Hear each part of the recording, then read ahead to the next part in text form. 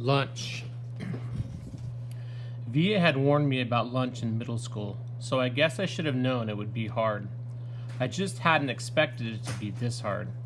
Basically, all the kids from all the 5th grade classes poured into the cafeteria at the same time, talking loudly and bumping into one another while they ran to different tables. One of the lunchroom teachers, and something about no seating saved aloud, but I didn't know what she meant, and maybe no one else did either, because just about everybody was saving seats for their friends. I tried to sit at one table, but the kid in the next chair said, "Oh, sorry, but somebody else is sitting here." So I moved to an empty table and just waited for everyone to finish stampeding and the lunchroom teacher to tell us what to do next. As she started telling us the cafeteria rules, I looked around to see where Jack Wheel was sitting, but I didn't see him on my side of the room. Kids were still coming in as the teachers started calling the first few tables to get their trays and stand on line at the counter. Julian, Henry, and Miles were sitting at a table toward the back of the room. Mom had packed me a cheese sandwich, graham crackers, and a juice box, so I didn't need to stand on line when my table was called. Instead, I just concentrated on opening my backpack, pulling out my lunch bag, and slowly opening the aluminum foil wrapping of my sandwich. I could tell I was being stared at without even looking up. I knew that people were nudging each other, watching me out of the corners of their eyes. I thought I was used to those kinds of stares by now, but I guess I wasn't. There was one table of girls that I knew were whispering about me because they were talking behind their hands. Their eyes and whispers kept bouncing over to me. I hate the way I eat. I know how weird it looks. I had a surgery to fix my cleft palate when I was a baby, and then a second cleft palate surgery when I was 4, but I still have a hole in the roof of my mouth. And even though I had a jaw alignment surgery a few years ago, I have to chew my food in the front of my mouth. I didn't realize how this looked until I was at a birthday party once, and one of the kids told the mom of the birthday boy he didn't want to sit next to me because I was too messy with all the food crumbs shooting out of my mouth. I know the kid wasn't trying to be mean, but he got in trouble later, and his mom called my mom that night to apologize. When I got home from the party, I went to the bathroom mirror and started eating a saltine cracker to see what I looked like when I was chewing. The kid was right. I eat like a tortoise, if you've ever seen a tortoise eating, like some prehistoric swamp thing. The summer table. "Hey, is this seat taken?" I looked up, and a girl I never saw before was standing across from my table with a lunch tray full of food. She had long, wavy brown hair and wore a brown t-shirt with a purple peace sign on it. No, I said. She put her lunch tray on the table, plopped her backpack on the floor, and sat down across from me. She started to eat the mac and cheese on her plate. "Ugh," she said after swallowing the first bite. "I should have brought a sandwich like you did." "Yeah," I said, nodding. "My name is Summer, by the way. What's yours?" "August." "Cool," she said. "Summer," another girl came over to the table carrying a tray. "Why are you sitting here? Come back to the table." "It was too crowded," Summer answered her. "Come sit here, there's more room." The other girl looked confused for a second. I realized she had been one of the girls I had caught looking at me just a few minutes earlier, hand cupped over her mouth, whispering. I guess Summer had been one of the girls at that table, too. "Never mind," said the girl, leaving. Summer looked at me, shrugged, smiled, and took another bite of her mac and cheese.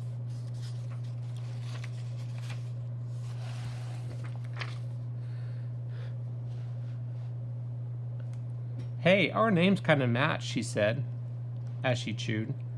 I guess she could tell I didn't know what she meant. "Summer, August," she said, smiling, her eyes open wide, as she waited for me to get it. "Oh, yeah," I said after a second. "We can make this the summer-only lunch table," she said. "Only kids with summer names can sit here. Let's see, is there anyone here named June or July?" "There's a Maya," I said. "Technically, May is spring," Summer answered, "but if she wanted to sit here, we could make an exception. She said it as if she actually thought the whole thing through. There's Julian. That's like the name Julia, which comes from July. I didn't say anything. There's a kid named Reed in my English class, I said. Yeah, I know Reed, but how is Reed a summer name? She asked. I don't know, I shrugged. I just picture like a reed of grass being a summer thing. Yeah, okay, she nodded, pulling out her notebook. And Mr. Petosa could sit here too. That kind of sounds like the word petal, which I think of as a summer thing too. I have her for homeroom, I said. I have her for math, she answered, making a face. She started writing the list of names on the second to last page of her notebook. So who else, she said. By the end of the lunch, we had come up with a whole list of names of kids and teachers who could sit at our table if they wanted. Most of the names weren't actually summer names, but they were names that had some kind of connection to summer.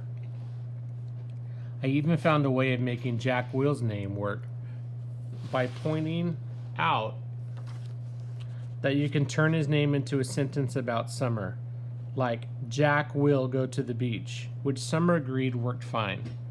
But if someone doesn't have a summer name and wants to sit with us, she said very seriously, we'll still let them if they're nice, okay? Okay, I nodded, even if it's a winter's name. Cool beans, she answered, giving me a thumbs up. Summer looked like her name. She had a tan, and her eyes were green like a leaf.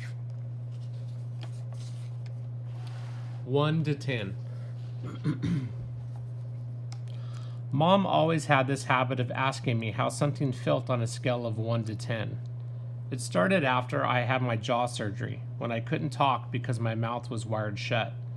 They had taken a piece of bone from my hip bone to insert it into my chin to make it look more normal, so it was hurting in a lot of different places.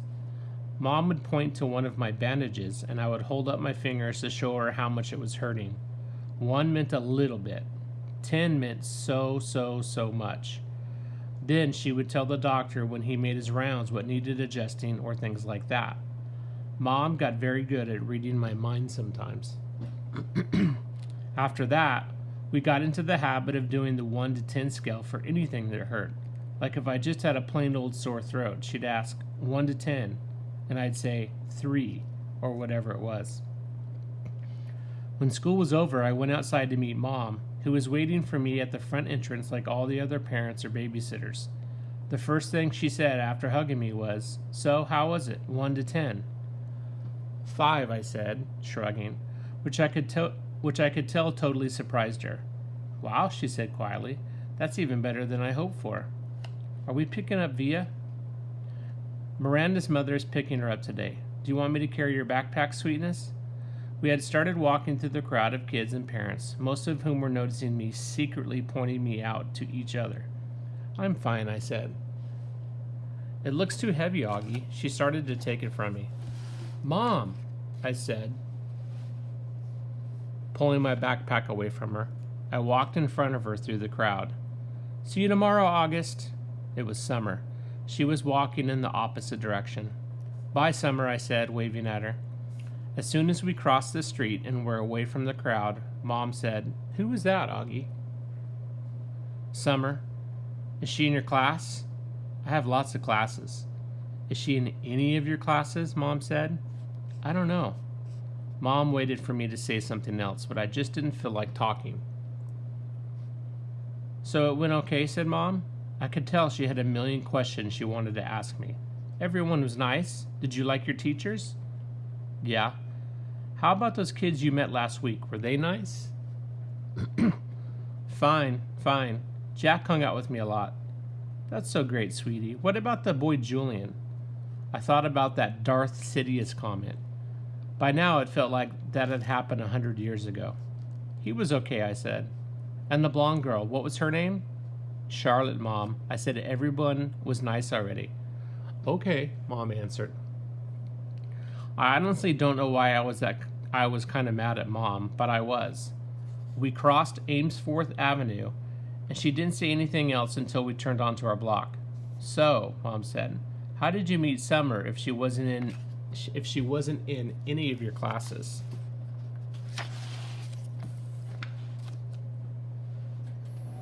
We sat together at lunch, I said.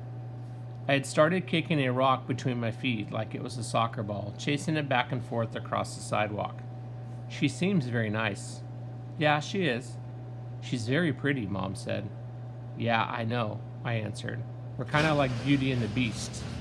I didn't wait to see Mom's reaction. I just started running down the sidewalk after the rock, which I had kicked as hard as I could in front of me.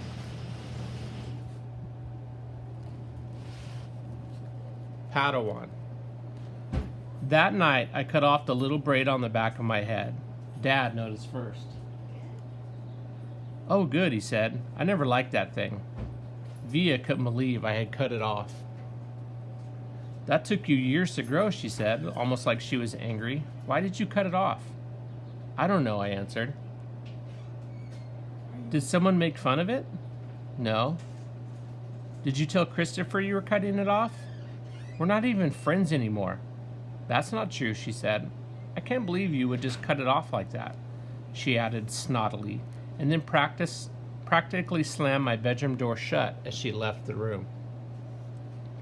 I was snuggling with Daisy on my bed when Dad came to tuck me in later. He scooched Daisy over gently and lay down next to me on the blanket. So, Augie Doggy, he said. It was really an okay day? He got that from an old cartoon about a dachshund named Augie Doggy, by the way. He had bought it for me on eBay when I was about 4, and we watched it a lot for a while, especially in the hospital. He would call me Augie Doggy, and I would call him Dear Old Dad, like the puppy called the dachshund's dad on the show. Yeah, it was totally okay, I said, nodding. You've been so quiet all night long.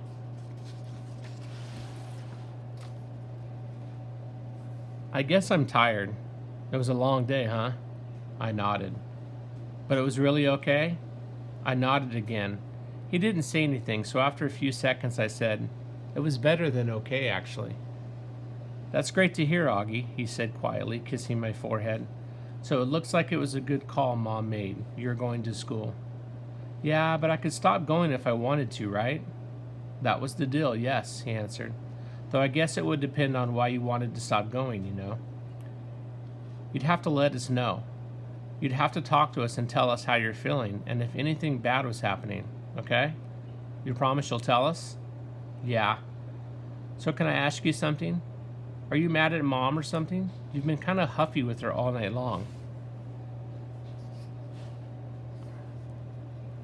You know, Augie, I'm as much to blame for sending you to school as she is. No, she's more to blame. It was her idea. Mom knocked on the door just then and peeked her head inside my room. Just wanted to say goodnight, she said. She looked kind of shy for a second. Hi, Mama, Dad said, picking up my hand and waving it at her. I heard you cut off your braid, Mom said to me, sitting down at the edge of the bed next to Daisy. It's not a big deal, I answered quickly. I didn't say it was, said Mom. Why don't you put Augie to bed tonight, Dad said to Mom, getting up.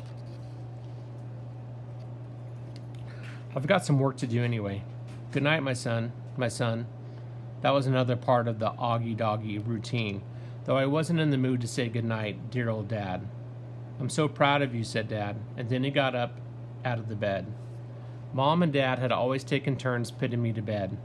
I know it was a little babyish of me to still need them to do that, but that's just how it was with us. Will you check in on Via? Mom said to Dad as she lay down next to me. He stopped by the door and turned around. What's wrong with Via? Nothing, said Mom, shrugging. At least that's what she would tell me. But first day of high school and all that? Said Dad, and then he pointed his finger at me and winked. It's always something with you kids, isn't it? He said. Never a dull moment, said Mom. Never a dull moment, Dad. Dull moment, Dad repeated. Good night, guys. As soon as he closed the door, Mom pulled out the book she'd been reading to me for the last couple of weeks. I was relieved because I was really afraid she would want to talk, and I just didn't feel like doing that.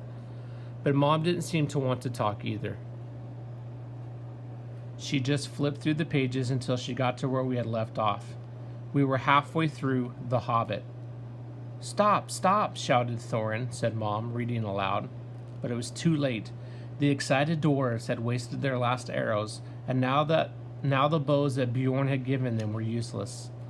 They were a gloomy party that night, and the gloom gathered still deeper on them in the following days.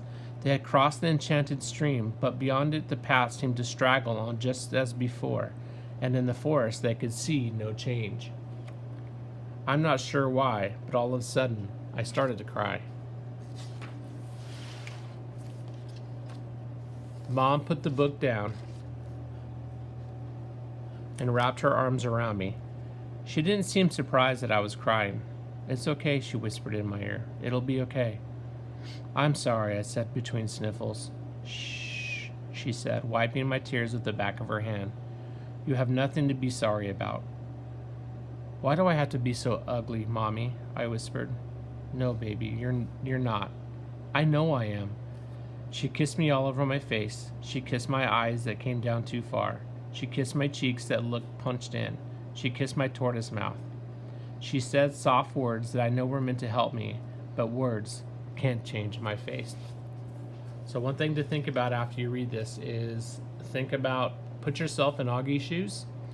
The fear that he had in going to school, the thought of having all the people looking at him and whispering about him, and then finally the sadness that he's feeling because of the way he looks and how people treat him differently. Okay? All right. That's page 60. We'll read Wake Me Up When September Ends tomorrow on Thursday.